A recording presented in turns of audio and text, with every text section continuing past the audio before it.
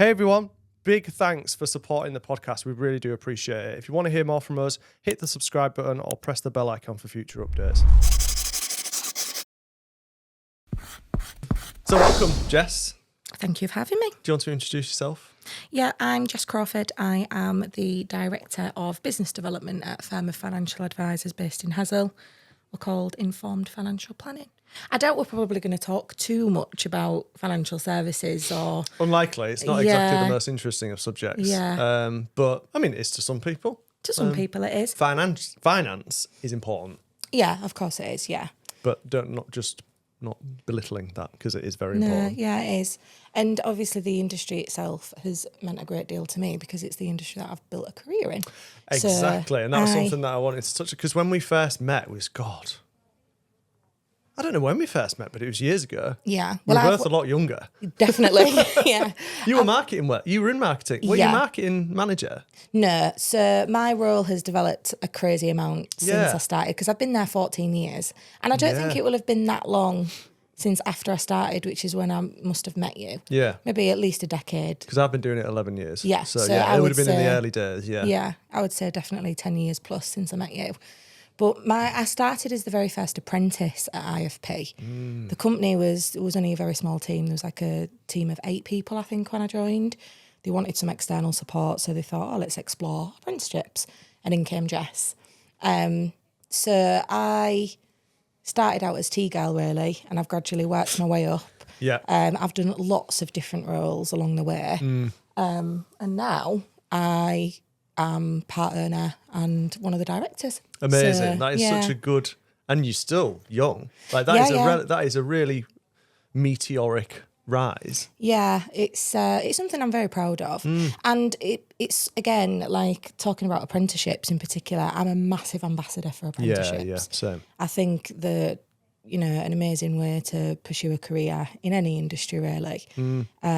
And I'm living proof of that, really. You can, as long as you've got hard work in you, you've got a good work ethic. Is that what attributes would you say that has helped you, get to where you are? I think having passion is key. And I know that that's a very cliche thing to say, and it's not something that you can just magically have. No. So for me, when I was 18, which is when I joined, I didn't really have a great deal of ambition. When I left school, I had no idea what I wanted to do. I mean, I don't know what 18-year-olds are like now, but I didn't either. I just wanted to go out and have a good time and play computer games. I was still a child to some degree. Yeah, I was, and that's pretty much what I did do. Yeah. I left school. I did a year in Park Street College doing textiles. I mean, I can't sew. No. I don't know why. You haven't gone down that route, have you? I did that because my friends did it and I had no idea what I wanted to do, and they was going, and I thought, I'll stick with my buddies. So I did a year doing textiles at Park Street. I left. I then thought, I'll dabble in an apprenticeship, actually. I tried at a construction company. It just wasn't for me. I think I ended up getting fired, actually. Nice. We all get fired along the way at some point, I think. At some point, yeah. I then still lost, didn't know what I wanted to do. I worked in retail shops, cafes, bars, restaurants. And then I joined IFP. And obviously when I joined IFP, I didn't have a great amount of passion, but it was instilled in me along my journey. So it was, for me, the first time I've ever seen. So Kevin Ferriby, who was the founder, he's actually, we've just recently completed a management buyout. So he's well in the way of his exit strategy now. But is he retiring then? Yeah, he's taken a step back. He's now appointed a new board of directors, of which there's me and 5 others. He acts as chairman now, and we're sort of running the business day to day. So that's interesting. Gradually buying him out. But at the time when I first joined, Kev was at the forefront of the business, really trying to grow it. He was so ambitious. Yeah. And I don't think I'd ever seen that before. There was a small team. There was only 8 of us. There was a leader at the forefront. Was there only 8 at that time as well? Yeah, and there's 35 of us now. Yeah, that's amazing. Yeah, but seeing Kev and seeing how much passion he had, and, he was so invested in the business and growing it, and I don't know, he sort of instilled quite a lot into me. Yeah. So, you're quite inspirational in some ways. Very much so, yeah. Because I didn't really have anybody in my life who's been completely inspirational. I've never had any high achievers or anybody who's wanted to build a successful career to instill that in me. until I joined IFP. And then working there and seeing, oh my gosh, it's a year later and the business has grown and we've recruited more staff and we're offering, better services, we're winning awards. And I don't know, it just resonated with me so much. And I suppose with you starting as an apprentice and then kind of growing with the business, it's almost like a perfect storm, isn't it? The more the business grows and the more that you're involved with that growth, the more that you're invested in it. Yeah. Because then you're like, hang on a minute, I'm onto something good here. Yeah. And my role that I'm doing now, it is gradually, I started as the apprentice, I went into an admin role, I've done some other tech, like sort of supporty roles. I really wanted to get into marketing, but there wasn't a role available for me. But I sort of made it myself. Yeah. And you can do that, if you've got an employer who is open to new ideas. It's quite liberal, Yeah, quite liberal. If you're passionate about an area, if you've got an idea and, your employers are willing to listen, it's about having the confidence to speak up as well. I think I said to Kev, look, I really want to get involved in the social media side of things. We're not doing it. Competitors are. Can I get involved? That then sort of snowballed into, let's host an event, let's do a seminar or a webinar or whatever it might be. And slowly but surely, my role just expanded and expanded to the point where we had a marketing department and it was a full-time job of mine.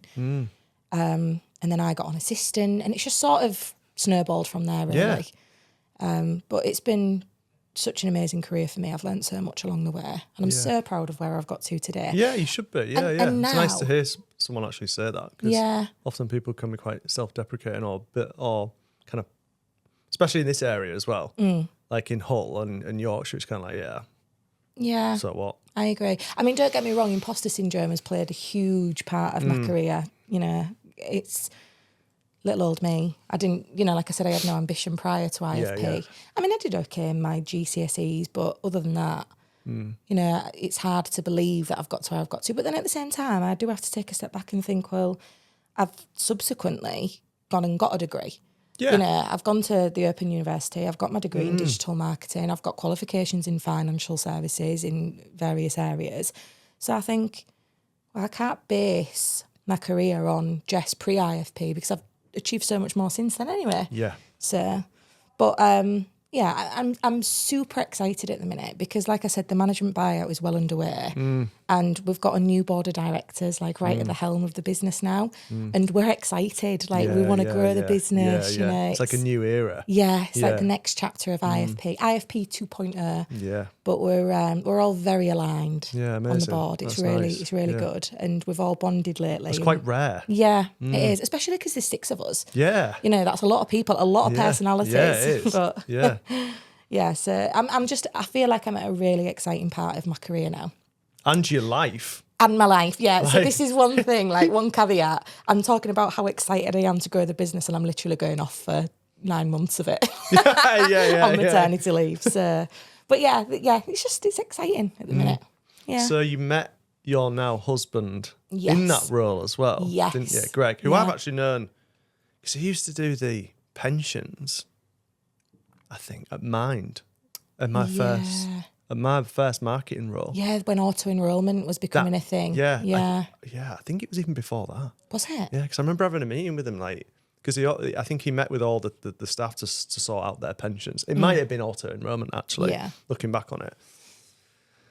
And then I'd kind of see him here and there on networking events and stuff, because he was quite probably a forward-facing person of the IFP. Yeah. And then I met you, and then yeah. So IFP has changed my life in so many ways, literally. Obviously gaining me a husband along the way, but so me and Greg are expecting our first baby due on Christmas Day.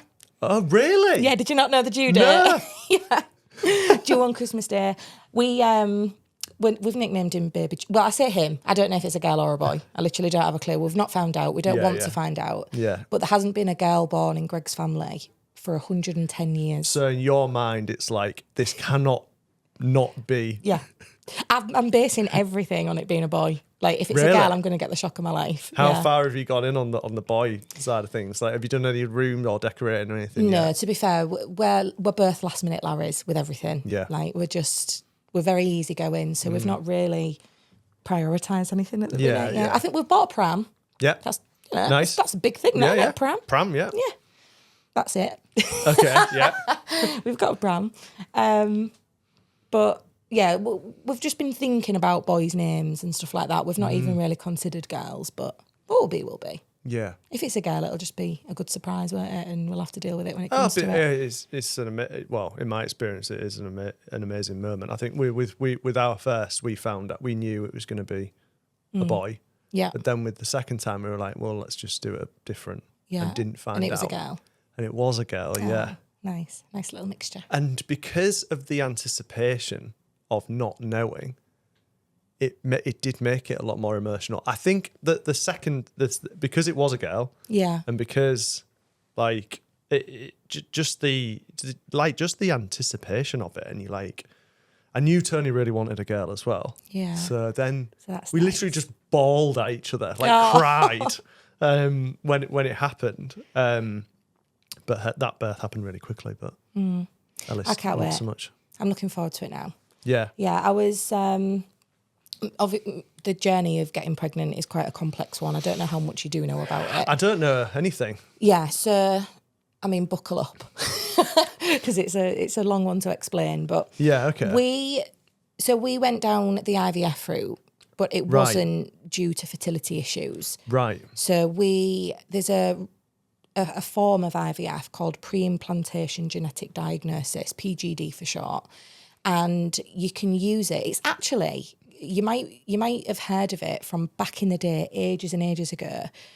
Do you remember when Build a Baby was a thing? And it's because of IVF, people was like, you can literally build a baby and you can change the colour of its eyes and you can do this and that. And it hit the media big time. I do remember it, but I must have been at an age where not for that to really be of that much interest to me. So this was absolutely donkeys years ago, and it was like really high net worth, influential, rich celebrities who was using PGD to sort of like handpick certain features of a child. God.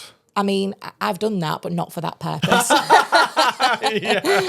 So I have quite a rare genetic disorder, and I didn't want to pass it on to my child, basically. Yeah. So obviously, I think there's laws against using it for any other purpose now, unless it's obviously purely for medical reasons. But that's when the science can be the most advantageous thing in the world. It's so clever what they've done. How does that work then in an easy way of saying it? Yeah. I mean, that's the difficult thing, is making it sound easy. But so without me sounding too sciencey now, and without me sounding like a doctor, when a baby is born, obviously they receive the genetics from both parents, mum and dad. So everybody has obviously a huge selection, millions of genes, and we all have two versions of the same gene that run parallel to one another. So I'll use my genetic condition as an example. So we all have a gene called C9ORF72. C9ORF72. Nobody would know that exists unless you've gone through a situation like I have, but that's the one gene that I'm referring to. So my mum has a C9ORF72 gene and my dad has a C9ORF72 gene, and they both passed me that gene. So I've got two versions of the same gene that sit alongside one another. Now, in my instance, my mum's gene was mutated, which dodgy is the easiest way of putting it. She had a dodgy gene. Over time, she inherited it from her father, who inherited it from one of his parents. The mutation has passed along. Right. But when my mum conceived me, she obviously had her mum's side of the gene as well. So when I was conceived, she either gave me the healthy version or the mutated version. And it just so happens that she gave me the mutated version. So now I've got a mutated version and a healthy version. So they can tell that you have that mutated version? Yeah, they can, yeah. So I went through a really long process of genetic testing. It's literally just a blood test, but you've got to know what you're testing for, which is the difficult thing. But naturally, like when me and Greg have a child, I either pass the baby the healthy gene or the unhealthy gene. So that's what we do. It's not necessarily removing a gene or anything like that. It's like normal IVF. I do all the same injections. They collect my eggs. They fertilise the eggs. But then it gets to a certain point when the embryo has reached a certain stage, day 5, day 6, I think it is, to take a biopsy. of the different embryos. Oh my the God. fertilised embryos, and they test them and see, did Jess give them the healthy version or the unhealthy version? Day 5. A day 5 embryo, yeah. So it's really interesting because they took, when they did my egg collection, because I don't have like fertility issues per se, like, Yes. you know, it's not like I've got a shortage of eggs or anything like that. I had a really successful egg collection, and I think they collected, I think it was 20, early 20s, the amount of eggs they collected. Some of them were like a dodgy shape, so they discarded them. But in the end, I was left with 17 eggs. And then they tried to fertilise all of them, and all of them successfully fertilised. So we had 17 fertilised eggs. Amazing. Well, which obviously then became embryos. But then the problem we've got is they can only test them at day 5, and they're not in a freezer and they're not in a womb. So they're just sort of like living not in the most safe conditions. So naturally you're going to lose a lot of those embryos. It's just to be expected. Because they just deteriorate. Yeah, of course, because, you know, they're in a Petri dish and they're not in like a confined area sort of thing. So by the end of, so when it got to day 5, we had 5 embryos that had reached day 5/day 6, which were big enough for them to test. There's then the issue of testing them, because obviously they're putting a big needle in them, so there's a risk of it damaging the embryo. I was very lucky, it didn't happen. So we had 5 embryos, all of them tested and all of them safely put away in the freezer. Right. And then it was just a case of waiting for the results to come back. Yeah. So we had, I think it was about 3 months waiting. And then we got a call to say, your results are in. Out of the 5 embryos that we tested, 4 of them have tested positive for the genetic mutation. But one of them doesn't. But one of them didn't.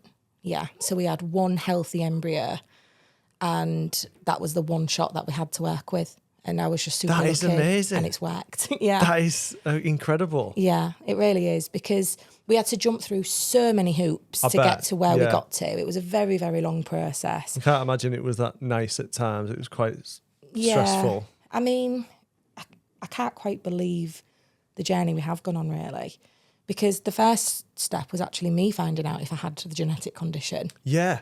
So that took 18 months for me to get my own results. And then it took a further 2 years. I was on a waiting list for 2 years after I got my results to even go down the IVF journey. So you're almost 4 years yeah. into this. Yeah. To so this journey. Me and Greg had a life plan, a very loose life plan. But there is an age difference between me and Greg. There's 13 years difference. So he's 46 now. Right. And when we first got together, there was the conversation of, you know, because he's already got 2 children as well. Yeah, yeah. When we very first got together, it was like, well, I'm going to want a family at some point. And he said, yeah, I'd want a family with you, but we've got to take into consideration our age. And Greg sort of set a loose barrier of, I don't really want to be having kids after 45. I want to be an active dad. I want to, you know, be able to play the same role in our child's life as I did with Harry and Billy. It's good that you had those conversations, such mature conversations, such early on, because I think quite a lot of people don't. Yeah. And then that causes, like, you're 2 years into a relationship or something, and then all of a sudden your values are almost completely misaligned just because you haven't really had. That is a very matter of fact and quite mature conversation. It's a very adult conversation to have early on. But I suppose if you're happy and you want, then you. I think I'm just too pragmatic. I'm too realistic. I won't want to enter into a relationship with somebody who's been married before and who's got children. Of course. I don't want to fall head over heels in love with somebody and, you know, want to build a life with them for me to find out 5 years down the line that we want completely different things. Yeah. So I had to put myself out of my comfort zone and be like, hey, I know we're only considering a relationship right now, but do you want to get married and have kids? But you have to have those conversations, in my opinion. Yeah. I think you've done the absolute right thing in having those conversations, because then you've been able to, like, you could have never have known. Yeah, exactly. Of all this that's going to happen, and that's kind of. I mean, the conversation ended up being a bit pointless because he said, yeah, that's fine, but not after 45. He's 46 now and the baby's still not born. Yeah. But that was completely. Mitigating circumstances. Yeah, exactly. Yeah. When we had that conversation, we didn't know what was in store for us at all. So this is just what's had to happen, sort of thing. But yeah, I feel so lucky. I can't believe it. I can't believe that out of the 17 eggs that were all fertilised and that became embryos, we only had one chance. It's amazing. And it's worked. It just and it it's feels worked. meant to be. Yeah, it really does. Yeah, I mean, obviously, baby's not here yet, but yes, I'm just so happy that we've got this far. And a little bit of background: the genetic condition that I've got, it means that I will develop a form of dementia. right. So there's no if, buts or maybes. There's currently no treatment. There's actually been quite a lot in the news about it at the moment because there's two brothers that are trying to raise awareness for it. I think they're running the length of the country. You know, it's called frontotemporal dementia. So they've done a great job at putting it on the map, literally. The map they're running. Nice. Yeah. But so they started to become a bit more awareness about it. But I am so proud of me and Greg because we could have just had a child the normal way, but there was a chance that I'd have passed the genetic condition on, which means that then my child would have developed dementia at some point in their life. So I'm really happy that both of us have chosen to go down this route. It's been a really tough route. It's been a really long, drawn out process. But at the end of the day, we've put a stop to this genetic condition. Yeah. You know, on my side of the family going forward. Yeah. It stops with you. Stops with me. Yeah. I'm going to be the last person. Yeah, to and you have should to be suffer. proud of that. Yeah, so, it's not easy. No, so I'm really, really happy with the route that we've gone down, despite it obviously being a very, very, very long process and it throwing Greg's plans off kilter a little bit. It's so worth it. He'll be fine. Yeah, he'll be fine. He's still He's got young no and choice fit. now. It's happening. I'm 6 months pregnant. But he's done it all before. yeah, exactly. Yeah. I mean, granted, his eldest is 17 now. Wow. Yeah. His youngest is almost 16. So people think he's absolutely crazy starting again. But it's different. It is different. Yeah, it's different. And the boys are excited as well. That's really nice. And we've got babysitters on tap. Yeah, so. exactly. yeah. But yeah, it's definitely an exciting time. Yeah, I can imagine. Yeah.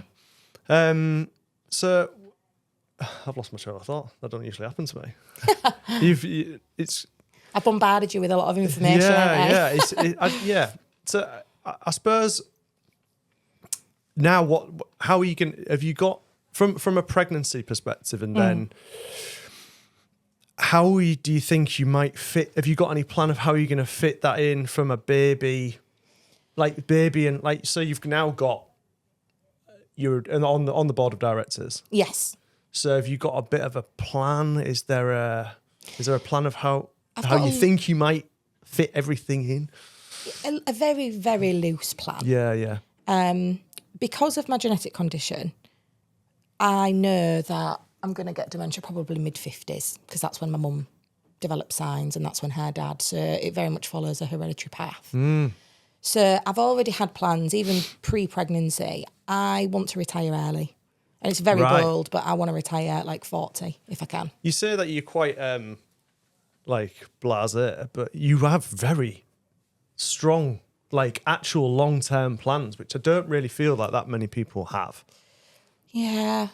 Well, I feel like I've been forced to make some decisions in a way. Yeah. Which I love. Yeah. I love that. Having this genetic condition has really put my life into perspective and it's made me think about long-term goals. Because if I'm going to get dementia when I'm 50 odd, I want to enjoy some form of retirement. Yeah. So I'm going to have to retire early in order to have 10 years or so where I get to spend it doing what I want to do and, with the people that I love. And that's where having an older husband comes into play. It's very handy because if I'm 40 and retiring, Greg will be 53. He's very close to retirement age. Yeah. You retire together. Yeah. So you're already setting up your retirement plans, basically. Yes and no. That's sort of a ballpark figure of when we want to retire. But at the same time, we're growing a business and we're both very excited about it. Yeah. So, it's a case of we want to work as hard as we can. We want to enjoy the process of growing the business. The plan is roughly 10 years or so, let's take a step back. The board members know that, they know what our aspirations are, but there's nothing definitive yet because who knows what could happen in 10 years. Do you know what I mean? Anything could change. It can, yeah. If things stay similar to what they are now, we're going to work really hard. We're going to grow the business. In around 10 years' time, we're going to look at exiting the business and enjoying a retirement. Wow. So, it's... and then obviously we've got the baby in between. Yeah. And I do want to still... I think I might struggle with the balance of raising a family and continuing to pursue my career. I don't know how that's going to look right now. Yeah. It's... Yeah. I don't think you can possibly look how it is, because I think and it feel like it's different for everyone, because everyone's a different adult and everyone has different kids as well. Yeah. And so it's all right saying, well, this is what happened for me, or this is what I think you should do, or whatever. And I don't think you can talk about your own experiences, but I don't really feel like you can give any, I don't feel like giving advice is helpful, because so everyone's different. It's just so different. Like, I know, like, even silly things like some of my friends, their kids just slept. Yeah. Whilst our kids both didn't sleep until they were 18 months, and that was hard. Of course, yeah. But then we had to put in specific kind of boundaries in place to try and deal with that. Yeah. And I bet that's really difficult. I can't function without sleep. I just can't. And, you know, Tony's like that as well. So I was like, right, come on, Nick. Yeah, I saw a lot of you, because you've been very open and like transparent about it, haven't you, on socials and things like that. I found the transition very difficult. Yeah. And I think what Tony did as well. Yeah. So then together it was really challenging. Yeah. It's good to hear those stories though.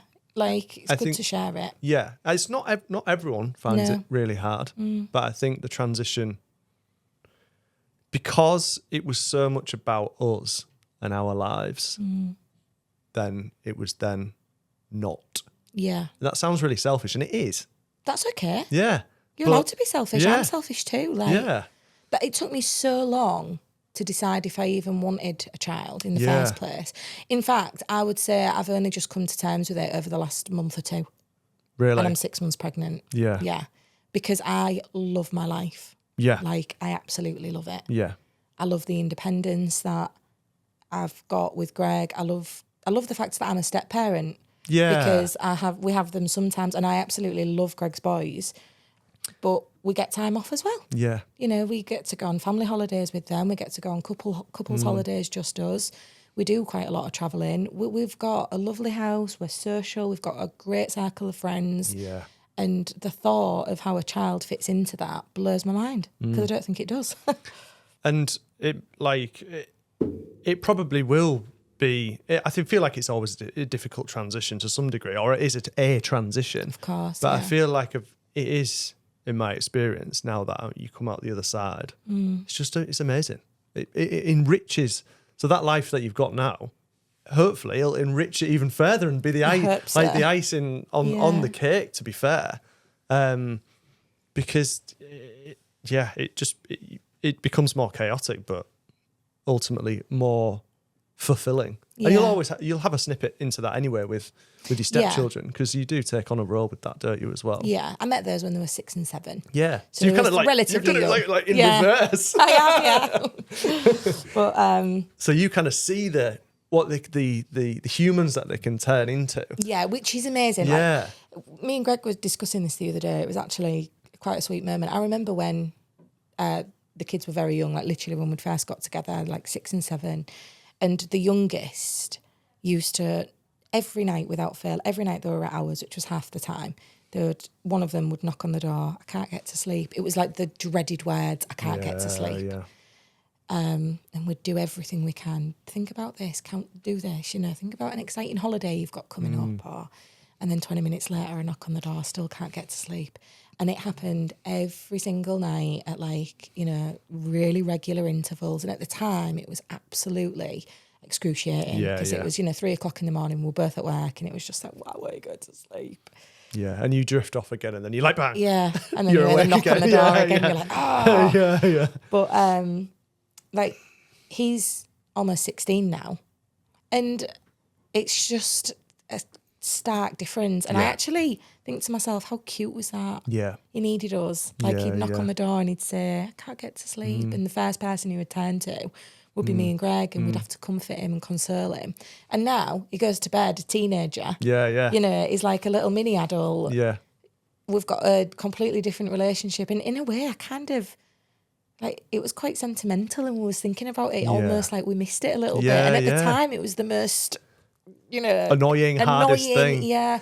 But it goes in the blink of an eye. It does. So knowing that, I'm hoping I can use some of that knowledge. I'm sure you can. Yeah. In a baby, like when they're not sleeping and, when things get tough and hard. The main thing is that that the hardness doesn't last forever. Yeah. Because when we were like thrown into the deep end with Ellis, just because we had absolutely no knowledge. We've got barely any kids around us, to be fair. I remember my mate saying, "Oh God, this is really difficult," but then I'd be like, "I'll be fine." Wasn't fine. Yeah. and then just being in the moment of like rocking like a baby to sleep at like 2 a.m. or whatever, and just being like, "Oh no, this is really difficult." But then it just gets easier. It does. Yeah. It doesn't last forever. It doesn't last forever. No, it doesn't. It gets easier. So I have a question. I am asking all parents this. Like, I want to be the laziest mum. Like, I want to try, and if there's a way of making something more efficient, like, I will use it. I will buy it. I will do it. I will. What, like a parenting anything. hack? Yeah, like anything. Is it something that I should purchase? Is it something I should do? What's one thing that you would recommend to make life a little bit easier as a parent? To make things easier. Yeah, I've had a range of answers from different people. From things like buy a bottle washing machine, it washes, it sterilises, it dries, like it'll save you a load of time, to put earphones on a night so that you can drown out the baby crying and you can rock them to sleep without getting frustrated. Like, I've had loads of tips and I'm really interested. Oh my God, that is such a question.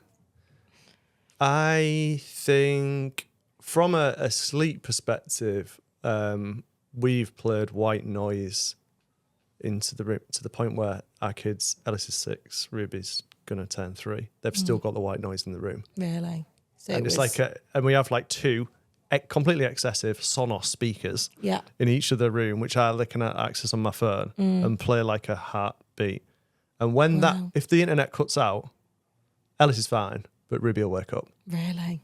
But what is that that does, a good or a bad thing? Have they become dependent on it, or is it? Great question. They could be dependent on it. I think Ellis has got to the stage where he's not dependent on it and probably doesn't need it, and we're just playing it just so he doesn't hear Ruby in case she wakes up. Yeah. I think Ruby probably is dependent on it, but she's kind of growing out. I think they naturally kind of grow out of it. Okay.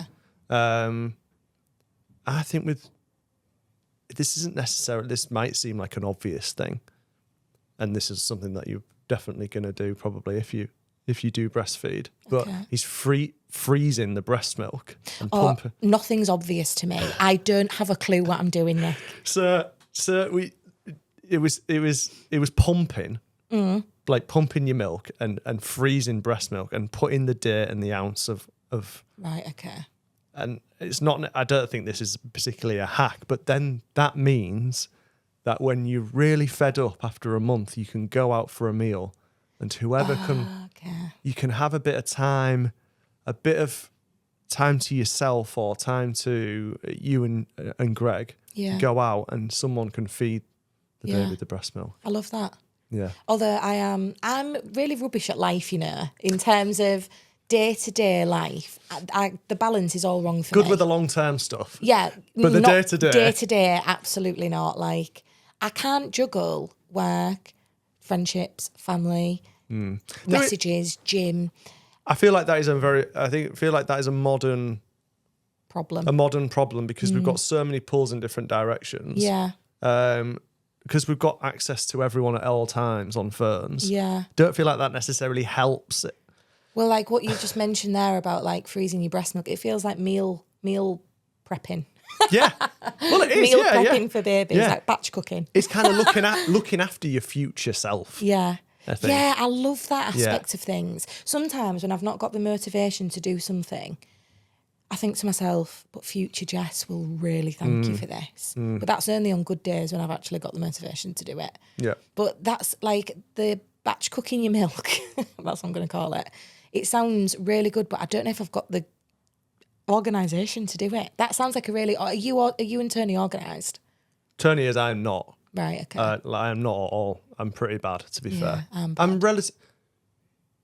I'm a chaos. It's organised chaos, I'd say. Yeah.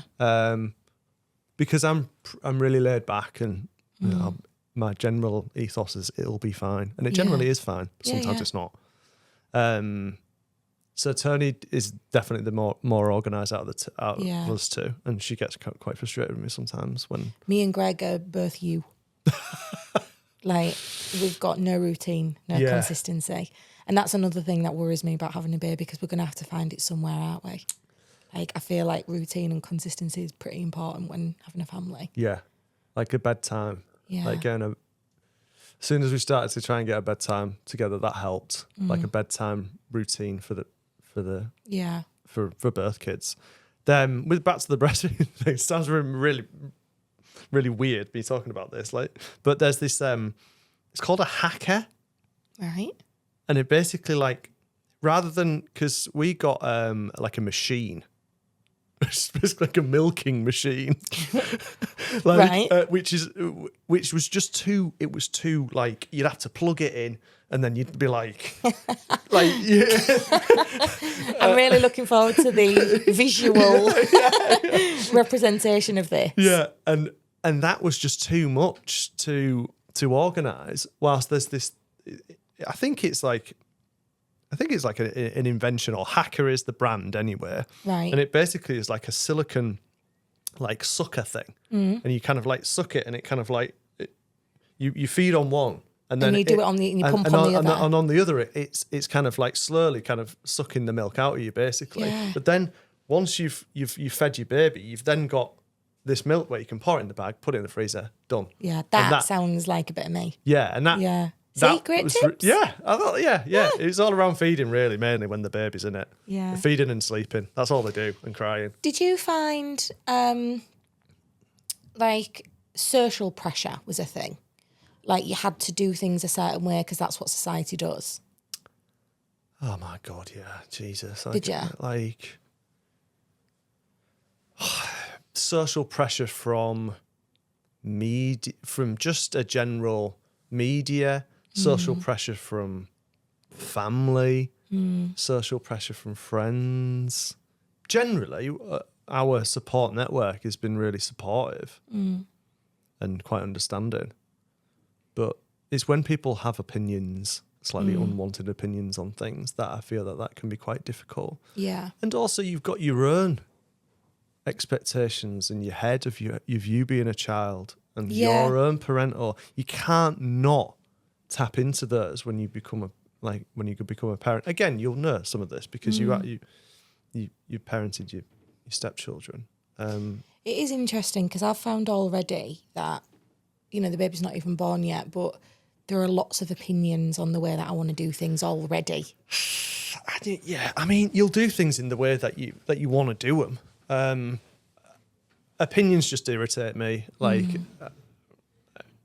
everyone's got their own kind of like, I mean, you've asked me the question there, and everyone's got their own ways of dealing with things. And like I said before, it's each parent's different and each kid's different. Yeah. And really, you don't know what your child's going to be like until even not even when they're here, but a few months into when they're here, because then they start showing their personality. And it's just so different. It's like me and my friends are all very different personalities. Yeah. So then the kids are the same. And one thing that I've had a lot of shock about is we've booked a holiday. So obviously, me, Greg, Harry and Billy, every year we go on a ski trip. So the kids love it. It's what we do. Like, they do a summer holiday with the mum and they do a winter holiday with me and Greg. And we didn't want that to stop just because we've had a baby. You know, we want to try and I know this probably sounds very naive, but it is very important to us that we try and incorporate the baby into our lives. Yeah. Especially because, you know, like I mentioned before, we've had this reality check, we've had this perspective on life. We want to enjoy every moment of life that we can. Of course. There will be more of a even more so for yourself as well, knowing that you've got to kind of speed things up to some degree and make the most out of life and grasp it. And that whole mindset might completely change your experience in comparing to mine. Yeah. Just because you're looking at things differently. Yeah, absolutely. And that's the thing. So I thought, well, no, we're going to go on the ski trip and it might be hard. It might be the worst thing I have ever done, is because the baby, I think, will be 7 weeks old if it comes around its due date. And I'm planning on taking it across the world. Yeah. Well, I say that. It's like we've tried to be as realistic as possible. We've gone on a short flight, with the relatively short transfer time for a ski holiday to a resort that we've been to before. Yeah. We know how to work, the lift system. We know that it'll be okay with prams. That will help. Yeah, so we've tried to be as, sensible as possible, but at the same time, some people think you're absolutely ridiculous. You're going away when the baby's 7 weeks old and you have no idea how it's going to be. And I agree, but why not? I'm not going to let it stop me. Like, I really don't want to be led by fear. So I said to Greg, it's really important to me that we do it because I want to push myself out of my comfort zone. Yeah. I want to try and prove that we can do this and we can strike a balance. I mean, I might absolutely... Future Jess, this might be a decision that future Jess hates. But... It's all... I feel like you learn quickly from these kind of lessons. We went on holiday. Well, it wasn't really a holiday, to be fair. It was... So Ellis was 2.5 months old and we knew this was happening. So it did just put a bit of pressure on the first... the early start of Ellis being born. Right. So it's but Tony was a maid of honour at a wedding. Right. So it's not something. It's not abroad. Abroad. Yeah. In it was near Gibraltar, so southern Spain. Yeah. And it was lovely. Like the wedding was amazing, and the holiday overall was tolerable. Yeah. And we had Tony's parents there as well, and they were amazing. They would take Ellis and on the night. They'd have him for till 11 o'clock, 12 o'clock. So we did get breaks. But even, I think we were going through that transition period and it wasn't like we were going we'd never been there before. Yeah. Tony had a responsibility of being a maid of honour as well, which was quite a dominating factor when she's just giving birth 12 weeks ago, 8 weeks ago. Right. And then it was the pressure of the milk, making sure there was enough milk so that she could do things. And it compounded to quite a stressful situation. So how old was Ellis when you went? 2.5 months, and what's that? 10 weeks. Yeah, so not too dissimilar to Not too dissimilar. Yeah. The travelling was weirdly fine. Wasn't stressful. It was just there. It was just...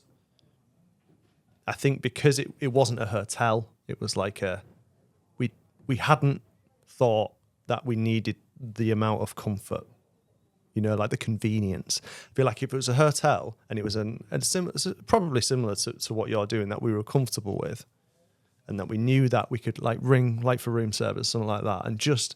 I think that would probably be something that I'd say is just make sure everyone's looking after you. Yeah, that was a caveat that I had. Yeah. And I know that I'm very lucky to be able to do all this stuff, but I did say to Greg, I want to do it. I want to go away. I want the boys to have the same experience. I want us all to have fun on this ski trip. Granted, it's not going to be the same for me or Greg, because we're going to have to take it in turns to ski. One of us is going to have the baby whilst another one's skiing with the boys and vice versa. But a big caveat was, because I'll be the one feeding, if I can breastfeed and if all goes to plan, it'll probably be me with the baby more so than it will Greg, and I want a nice hotel. Normally where we stay in Cormayer, it's a little self-catering sort of B&B thing. Yeah. But I said to Greg, I don't think that's going to work this time. I want a hotel. I want somewhere where I've got a comfy double bed and I can call for room service if things get tough and exactly what you said. Yeah. So I sounded a bit like a diva, but I just... No, you absolutely have to. Yeah. You need to...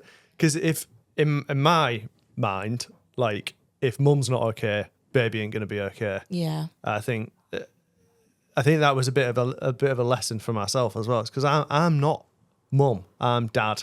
And baby don't want dad. Did you find that hard? I did. Yeah. I still do to some degree, a little bit, because I do put in a big shift with my kids, and sometimes mum is mum, and they kind of gravitate towards her more. But did you feel, because I've some people have told me before that dads felt a bit helpless, especially in the early days. I felt a bit obsolete. Great word. Yeah, it was a great word actually. Yeah. I don't know where that came from.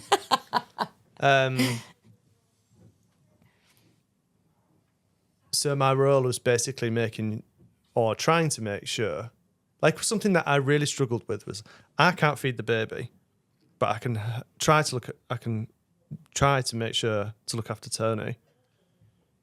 But I also am the person going to work. Yeah. And I also run a business.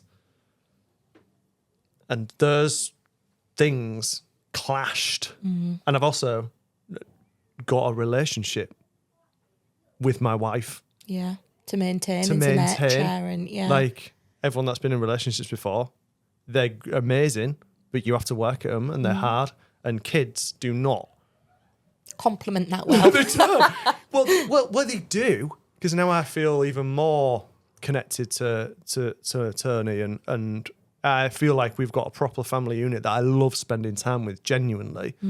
But we had to really work at some difficult conversations with that were difficult at the time, but now we're out the other end of it, and it's great. But you had difficult conversations, and that's key, isn't it? It's communication. That is the most important. That is by far the most important thing. I think whether you've got kids or not, to communicate in your relationship. Because me and Tony are a bit like you and Greg in some degree. We like going out and having a glass of wine, or we'll listen to some music and have a drink and get a takeaway or something. But in that time, we're just talking. Yeah. And sometimes we'll argue, but that's still better than of course not communicating. Yeah, I would say that's mine and Greg's biggest strength is our communication. Yeah, great. I'm hoping. Well, I feel like that's half the battle. Yeah. But no, I have no idea what to expect. I'm not going into it with any expectations. I'm not going into it with anything really. I want to breastfeed if I can. If I can't, I'm not going to put pressure on myself. Yeah. You know, there are things that I'm doing, holidays that I've booked, and whether or not it works. If it doesn't work, I'll learn from it. If it does work, then great. I've taken a risk and it's paid off, and it means I still get to enjoy a similar lifestyle. Like with work, this is the first time a shareholder and director has ever gone on maternity leave. So we don't know how that's going to look. Kudos to you as well. In that, well, I suppose. I'm paving the way. Exactly. Yeah. But and I am doing it differently. Like people can't grasp what I'm doing, but we all get keep in touch days that we can use. Yeah. I'm using them from the outset. So from month one, I go on maternity leave, I think on the 16th of December, if everything goes okay. And in January, I'm using my first keep in touch day, literally to keep in touch with the business. Yeah. I want to use them for important things, board meetings, strategic planning sessions, whatever it might be. I still want my foot in the door. And my husband works there. He's also a board member. So, I've got that. I've got that insight into the business still, but I like to be involved. Yeah. And we're going through this growth phase at the moment, and I don't want to be apart from it. So once a month, I still want to be present. And people are like, why? But it's one day. No, do it. One day. Do it. You don't. I think everyone puts their own rules in places of what they think is acceptable and what isn't acceptable. Like you just do. Yeah, that's what I'm going to try and do. Yeah. And then you'll just figure it out. You'll make mistakes, and so what? We all make mistakes. And I think you've got a great attitude, and I'm sure you'll be successful. You've got all the right. Well, we'll see. Yeah. Like should we do a said. follow-up? Yeah, shall we? 12 months later. I think that would be a really interesting insight, because you're going into it like, I'm just going to be me, and I've got this plan, and I'm going to try and do it. And I'd be really interested to see. Do you know what? A follow-up would be interesting for myself as well, because I've really struggled with it, and maybe some other women might feel this as well. I didn't want to set any expectations around anything. I didn't want a birth plan. I didn't want to say how I wanted to sort of live my life with my child, because everything's so unknown, and I feel a bit silly saying I want to live my life this way before a baby is even born, because there's so much I didn't know. But then at the same time, I thought to myself, I don't go into anything without a plan. Yeah. So why on earth would I go into, of course, starting a family without a plan? Yeah. But now I've become a little bit sort of, I really want my plan to work. I have got a birth plan. I know I'm so excited to give birth. I can't explain to you, which I know is a bit of a crazy thing, because everyone's like, are you absolutely mad? It's painful. It's horrible. But I cannot wait to go into labour, just for so many reasons. Number one, I've got a bit of FOMO. I want to know what it's like. This is an experience that so many women go through that I want to experience myself. I love being able to empathise and resonate with people, you know, and I want to be a part of this. Yeah. So I'm really interested to be in that community of understanding. Number 2, I love a challenge. I love when someone tells me something's difficult. I love being able to think, right, well, how am I going to make it manageable for me? Yeah. And number 3, like, this is going to sound really weird. I love the thought. This is something that women have been doing for obviously, well, since time began. And I love the thought of us being like mammals. Almost like a prehistoric kind of like, this is what we're born, this is what we're meant to do. Yes. A woman's body has been built to procreate, and I am so excited to see what my body is capable of. That is a profound and amazing thing to say, I think. Because it is absolutely amazing. And honestly, like, there's a baby right there. It's blown my mind. I can't believe it. It's there. It kicks. Sometimes, like, during our conversation, it's been kicking me. And I'm just like, yeah. And I'm like, wow. I just can't get over what my body... And as well, because I've been very lucky throughout my pregnancy, which I know not a lot of women are, but, like, I can't explain to you, like, obviously getting to this point was difficult, but my body has done what it's supposed to do. Throughout IVF, right, we're going to give you this drug because we want to stimulate your eggs and we want to collect your eggs. And I got and, you know, it's really hard for me to say this because I know that not a lot of, you know, not everybody has an experience as lucky as I have. So, you know, my heart does go out to people that have struggled to conceive. It really does. But I've had a different experience. And, you know, through IVF, everything my body was supposed to do, did. They collected eggs, you know, they fertilised, you know, Greg's sperm passed the big tick in the box, you know, everything's done what it was supposed to do. You know, we're going to have to put you on these drugs now to suppress this and to do that. My body's done it. And then they took me off the drugs and then my body's just taken over naturally. Every midwife appointment I've been to, my urine samples have been great. My blood tests have been fine. My blood pressure has been perfect. You know, my body has just responded in such a way that I am mind blown. I just cannot get over what my body's doing. And I'm so proud of it. I've never had respect for my body like I have during pregnancy.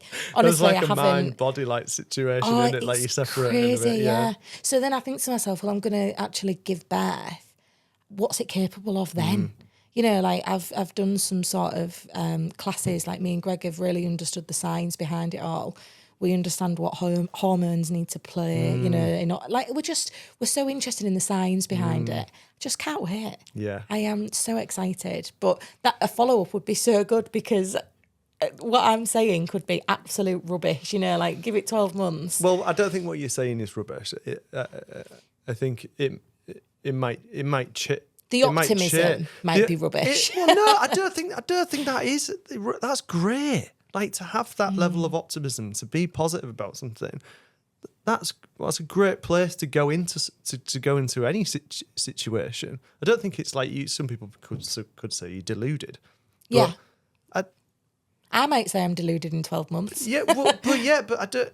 Even regardless of that, it's still a great starting point. Yeah. Like if you go in there like, oh, it's going to be real shit, then it probably will be shit. Yeah. Like you know what I mean? Like I think this is why, like you said, this is why I've reverted my attitude. I was a little bit worried about putting a plan in place because I think, well, you're just going to look silly.